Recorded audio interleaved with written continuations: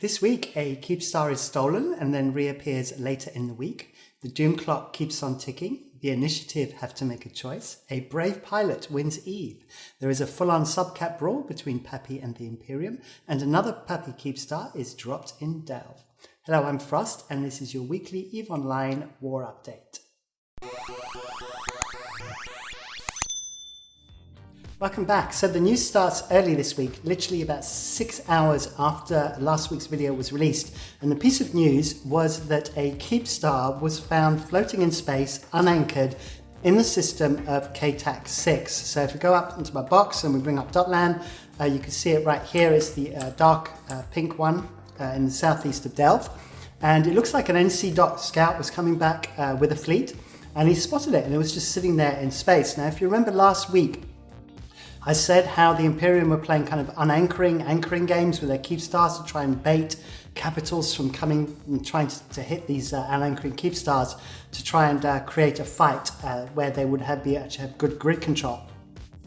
And it looks like this comes down to simple human error. There were other claims made, but really it looks like simple human error. Someone got the date wrong in their diary or forgot to click the button, whatever happened. Either way, a Imperium Keepstar just unanchored itself. No one realized except this NC Dot pilot who saw it, and it got scooped. And Keepstar down with no losses. And as you will see later in the week, it makes a reappearance. So that's kind of how we started things off. Then on another piece of news was on Tuesday, there was some stuff being fought over in DTAC W, which is one jump away from T5Z right there. And one of the things I just wanted to point out here is the danger of flying interceptors. So Goonswarm have been really, really heavy on their interceptors in order to kind of harass as much as possible, kind of just burning in, taking pop shots on stuff, you know, that's floating off anchor, things like that. But you will see that this battle report right here is literally a minute long, and this fight literally happened in a matter of seconds. And you can see there's 728,000 ISK lost to PAPI, 2 billion loss to the Imperium. Now, it's not a huge number. As you can see, that the loss was a Merlin, which belonged to Pandemic Horde, which happened to be floating around. But essentially, 57 interceptors died in a matter of seconds. And the reason why they died is because of these 4 ships here, these 4 Lokis that were fitted with smart bombs and cloaked. And unfortunately, the FC for this fleet made a mistake, which you should never make with interceptors, which is never be predictable. And unfortunately, he was warping around and sitting still for long periods of time and warping back to the same spots. And so these Lokis were able to get into position, and he warped back to a spot where he'd been before. They uncloaked, launched their smart bombs, and literally in a matter of 2 seconds, they were all in pods. So lessons to be learned there, and just a good example really of counter doctrines. So, you know, you think interceptors are kind of really kind of maneuverable. You make mistakes with interceptors, you only need to make one mistake, and that's it, your whole fleet is gone, as in this case. So that's just something for Tuesday as a bit of a filler. Then on Wednesday, things kind of got really interesting. So on Wednesday, what happened was the whole of PAPI went off into Fountain. So Fountain is down here. And as you can see, all of these Ihubs down here in the southwest were reinforced. Now, most of the conflict, as you know, is happening in Delve, all around this doom clock and Ihubs that are related to Keepstars. So what made PAPI go up and reinforce all these Ihubs? Well, the reason why was word got out that the initiative were planning to deploy. So they've moved back into Fountain, and they've kind of been re-establishing all their Ihubs. Now, in the past, when initiative have deployed, they've gone to the Legacy Coalition's kind of home turf to kind of harass miners and ratters in their home territories. And so clearly, TAPI wanted to stop this from happening. And so they decided that they would leave the Delve kind of conflict for this particular night and go up and reinforce these Ihubs. What it would do is it would create a situation where the initiative have to make a choice. Do they stay and protect all the Ihubs that they've basically fitted loads of modules in and spent loads and loads of ISK, kind of getting back up to speed so they could use the Fountain as their proper home systems, or do they deploy and potentially lose these Ihubs? But as a consequence of this, the Imperium took advantage of that. And if we go back to our Delve map, the Imperium used that time to reinforce the DTAC-W Ihub, which is one of the Doom Clock Ihubs. So in other words, there's a Keepstar in DTAC-W. And so then a couple of days later, so this was on the Wednesday, so on the Friday, the timers would then come out for DTAC-W to actually do the sovereignty warfare. So that's kind of what happened on Thursday. The other thing, on Wednesday. Then on Thursday, it was a pretty quiet day. But one of the things that I did note was that the PAPI have been really struggling with kind of getting system control in T5Z. Even though they've got a gate camp almost permanently now on the 1DQ1 gate, they're still getting harassed all the time. First of all, by interceptor fleets like the one we saw earlier, who are just flying around, catching pilots that are going off tether, pilots that are flying straight to gates on their own. They're jumping through the gates and then catching them on the other side. But what they also had was they had these kind of thrasher gangs, which are like really cheap T1 destroyers. And what was happening was they were using the structures that Imperium already still had in T5Z, and they were using them primarily to gank recons. So recon ships are used to light sinos for capital ships, and every time they lit a sino, they can't go anywhere. And they were using these really cheap ships to come in right onto the Keepstar and destroying these recons. And even if they died, it didn't matter because they only lost a few million, whilst a recon generally costs like 300 to 400 million, depending on the fit. And so they're kind of really struggling with that. And recently, PAPI have been really focusing on trying to remove all of these structures from T5Z.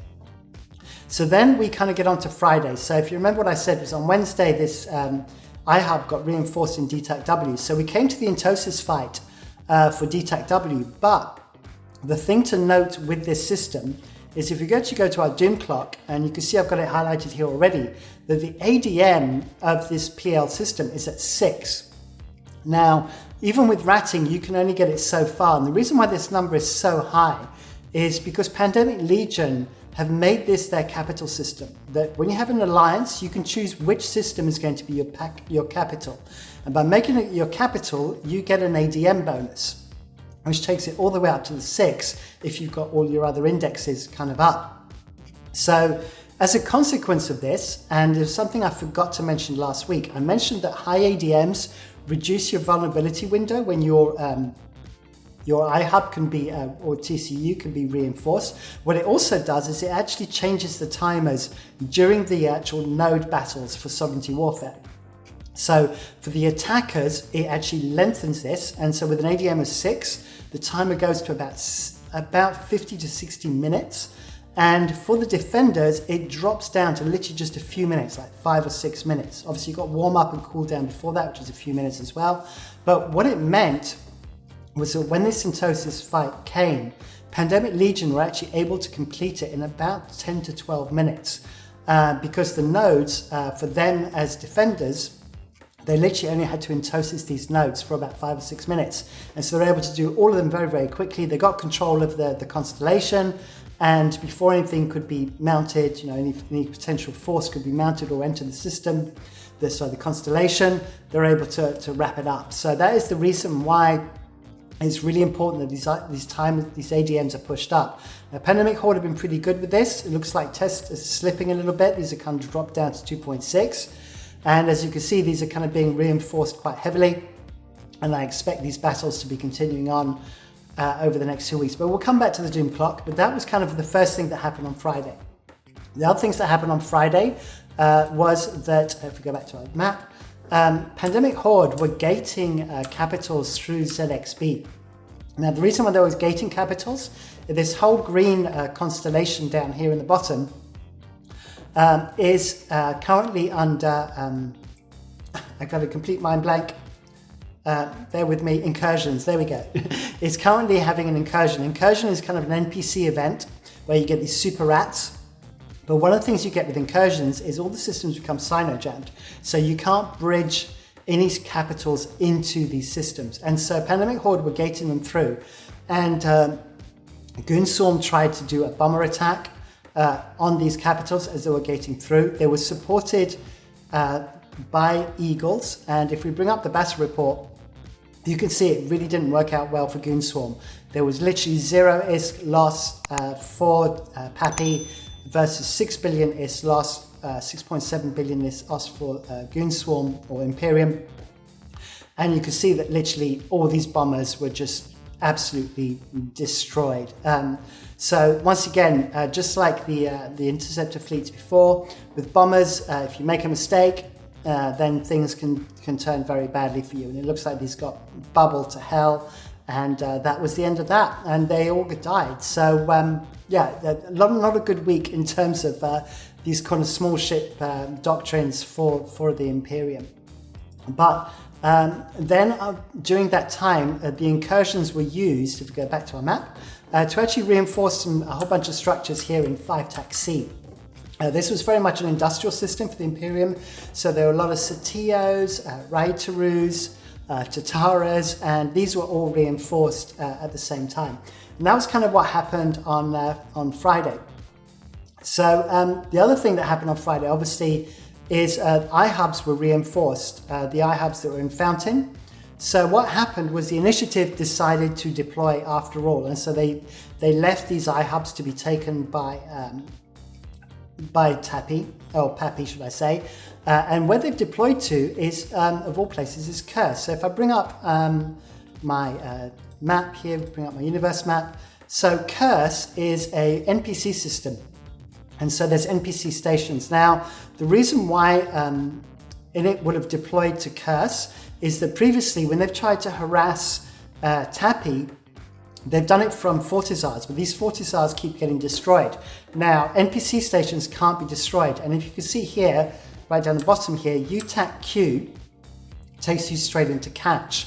Now, not only is there a Keepstar here that belongs to Test in UTAC Q, which is part of their Keepstar chain, but it's also just a few jumps away from GE TAC 8JV, which is the capital system for Brave. It's the home system for Brave. And so it looks like this time the initiative have deployed there to kind of harass Brave, possibly Evictus as well, and Warped Attentions in kind of their home territory. Now, this deployment, as I understand it, is only about 200 people, so we don't know how successful it will be, and we'll keep an eye on that, and we'll see how much it affects, these alliances in terms of their commitment to the war. So that, I believe, it wraps it up for Friday. Yeah, so that was Friday done. Then we come on to Saturday. So first thing on Saturday is I need to mention Stars Storm, who won Eve. He won Eve by basically taking his Titan to die a glorious death. Now, Stars Storm decided he's going to be studying full-time from nursing, so I wish you the best of luck with that, Stars, if you're watching, Stars. And so sometimes the way you win Eve is by just going out in a glorious battle. And it is my understanding that PAPI tried to actually stop him from doing this, and they tried to use Hex to stop him. But he managed. Brave worked with him on this, and he got himself into 1 DQ1, and his Ragnarok, his Titan, died a glorious death. So I wish you all the best, Stars. Well done for providing a good fight there for the people that wanted it, and I wish you the best. So there you go. So that was the first thing that happened on Saturday. And then it came down to hitting all these structures in 5 TAC C. So I'm going to go back to Delve. Here we go. So 5 TAC C, if you remember, is down here. And one of the things I did notice, though, is that a lot of weekend warriors were dying in T5Z because they haven't learnt what I mentioned last week, which is about getting onto a Titan. In a war zone, you don't bounce off a structure. And as I was waiting on a Titan, waiting to bridge, I saw a Test Nightmare, I saw some NC dot ships, I mean everybody, a whole bunch of people getting caught in bubbles and getting picked off by the Imperium as they warped off to structures to warp back to a Titan. So problem with Weekend Warriors is that they're not in the battles every day, they don't pick up these things, they show up, kind of do the habitual thing and die as a consequence. But anyway, 5 TAC C. 5 TAC C, the structures were reinforced there, and what happened was the Imperium knew, because of this incursion that was happening, all of the PAPI forces would eventually have to gate back through KEE to get into 4XO. And so they brought a whole force there, 2 main fleets. There was a Cerberus fleet and a Munian fleet, but in big numbers. And they showed up on the 4XO gate. and they waited, but because these structures were taking so long to shoot, because of the incursion, you only get 50% damage, so it's kind of taking a while. It looks like the Imperium got bored, and they came in and took the fight in 5-tac-C, and I have the battle report right here. And as you can see, this is a much more balanced fight. There was 34 billion lost to Goonswarm and or to the Imperium, and versus 25 billion lost by PAPI. But it was a really, really good fight. It's the kind of fight that everyone wants to have in EVE. Lots of subcaps, multiple FCs, multiple fleets, all fighting. And whilst PAPI had the advantage in numbers, the Imperium were able to break off some of the fleets. I believe NC Dot was one of the fleets that kind of got broken off. And so then the Imperium were able to warp onto them and take out a large number of their ships. Now, it was really a trade-off on this one, and it got as far as kind of logistics ships, so scimitars on the Imperium side, scimitars and bazzies on the PAPI side were mostly traded. After that, it goes on to command ships, so it's mostly claymores. So claymores on both sides were lost. Once both of those sides kind of lost those kind of critical ships, then they're kind of disengaged, so that they didn't whelp the whole fleet. Once you lose your logi and you lose your command ships, which are doing all your command bursts, at that point you're into a cascade failure situation, and so the SCs disengaged and the fight ended there. But stuff died, everyone kind of got really involved, and good fights all round. So that was really, really good to see. And so with the incursion as well, it meant that no capitals could be escalated, and it was just a pure subcap brawl.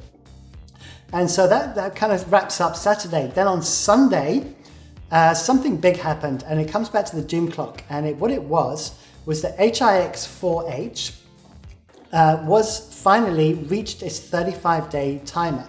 And so 2 days ago now, as it stands on Monday, so it was like really early hours of Sunday morning, last thing Saturday night, it flipped over 35 days, and tests were able to put a Sinojammer in HIX4, which is in period basis. So if we go to period basis is down here, so down the bottom here. And if we go there, here it is, it's right there, HIX4. So there is a Keepstar there. And so they dropped a Sinojammer, and in order to be able to take capitals and supers to kill this, what happened is that PAPI dropped, if we go back to Delve, dropped a Keepstar in QY1. And this Keepstar was the one that got stolen last Monday. So proper bit of recycling there. And so this Keepstar was dropped as of Sunday night at 6 p.m.